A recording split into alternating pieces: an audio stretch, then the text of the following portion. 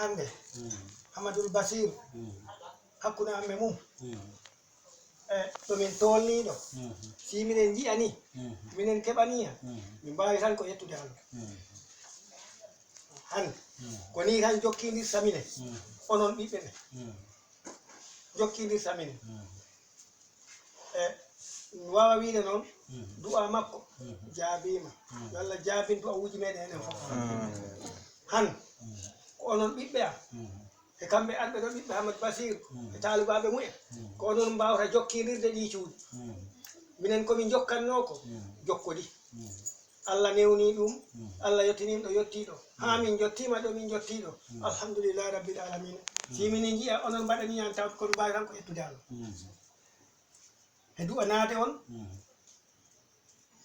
no Allah junnu ñimna ɗum e ɓerɗe mon ñimna enɗam e ɓerɗe mon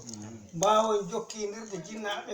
mbawon jokkindirde enɗam hakkude moɗon e jinnaɓe moɗon hakkude moɗon e onon sukaɓe ɗalaɓe warintoɓe sakkittoɓe e galleji hande ko idi heko sakkiti tuma wo jibilɗo heɓi hono ni yii ɗum he gurnammo mayani anda tan mayi han e woodi dono ɗum noon mo yettira ɗum Allah min mi weltori ɗum sabu feloji maɓɓe mi weltanima ceerno Basiru no feewi e zurriya makko sabu ɗum ɗo mi wawa wiide ko sakki hoore makko tawde omo waɗa ɗi hakkude am e mum kodde komin keddori ko mi anda tan mine yetti Allah mi omo siftora minen ko o wattu walla ɓoydindinmen ɗum tan mbawɗen jabade ceerno Oumar e ardiɓe mum mo anda ay Alpha Tumba Allah halfini ɗum ko halfi ko han wonko Allah wanno e mum ha han noon anduɓe iwɓe e mum ɓe anduɓe sorɓe e ley mum ɓe e ko ɓen lomtinɗen Alpha Tumba enen Hamadou Basir mbon ɗon ɗo guiɗal Alpha tan ko enen mo tini e gurnam makko enen mbawi wiide Alpha Tumba no wuuri ɗum noon lomtorte koye mumen Allah waɗi mo jibini mo jangini ɓe gandi o yetti Allah kamɓe ɓiɓe noɓe tinno e ɗe pele ɓe ganda ko ɗe pele wurtinta enɗam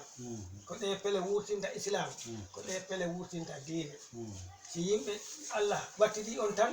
Allah yuɓɓinirani hono ɗe pele tan awa ko wattoda ko majjodira ɗum noon Allah ɓoynoɓe heɓɓe Allah ñimno ɓerɗe maɓɓe wano ɗe pele ha mbawen jokkodirde hirande fof tawa eɗen mbawa yi'onirde wono ɗi laaɓi nomo wini rowani kadi mbo ariɗo Allah artirimo hikka alhamdulillah rabbil alamin en jetti Allah en jettimo en jetti Hamadou Basiru e jurriya mum fof kamɓe sukaɓe ɓe e torima Allah yalla ɓoyno Allah ɓeydu gandal ngal e almuɓe he yalla ɓeydu gandal ngal e almuɓe he yalla waɗɓe anduɓe he alɗuɓe mbaɗa hen abbina hen sutura abbina hen ndenka ɗumna duuɓi moƴƴina battani barke nurnelaɗo enen de hande kala mo Allah addi ha tawi wano mbaɗono amni tawi miɗo e mbawmi tan ko yettude Allah